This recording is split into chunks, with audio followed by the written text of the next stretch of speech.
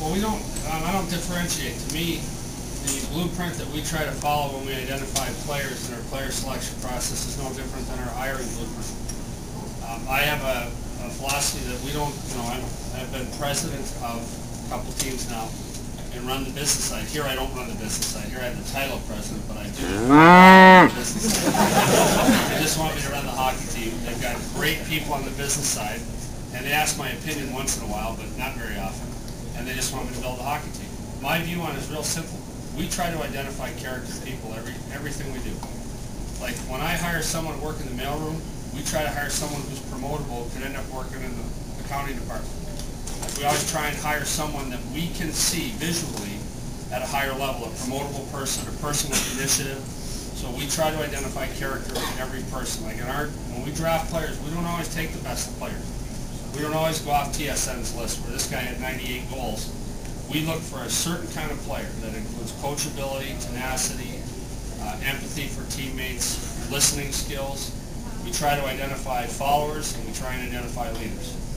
Because, like people say to me in the corporate setting, they say, well, I want 20 leaders in there. I'm like, really? How's that going to work?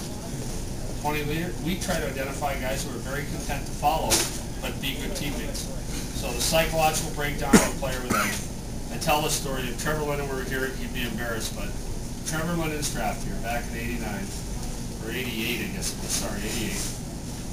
We had the second pick in the draft. Mike Modano went first. We picked Trevor second. We brought in the top 7 guys to do some psychological profiling. I think Curtis Lecision was in that group and a bunch of guys. So anyway, the last guy was Trevor Linden. He's supposed to come in on Saturday. And he calls me Friday night and he said, Mr. Burke, it's Trevor Linden. My dad said I had to call you. I can't come in tomorrow. I said, well, Trevor, no one calls me Mr. Burke. And why can't you come in? And he said, well, my dad said I had to call you. You can't come in. I said, you already said that part. I understand your dad said you had to call, not deaf. Why can't you come in? He said, well, my uncle owns a cattle ranch here in the Hat. He said, Medicine Hat. And he said, tomorrow's branding day, and my dad says I have to stay and help. I said, really? You have to stay and help. What's your job? He says, well, we round up all the young cattle, we bring them into a pen, we throw them down and hold them while we brand them, and we turn the young male cattle into steers. I said, well, what's your job? He says, well, you come in the pen, I grab and hold them down while we brand them and cut their nuts off. I said, kid, you can skip the testing. We never tested them.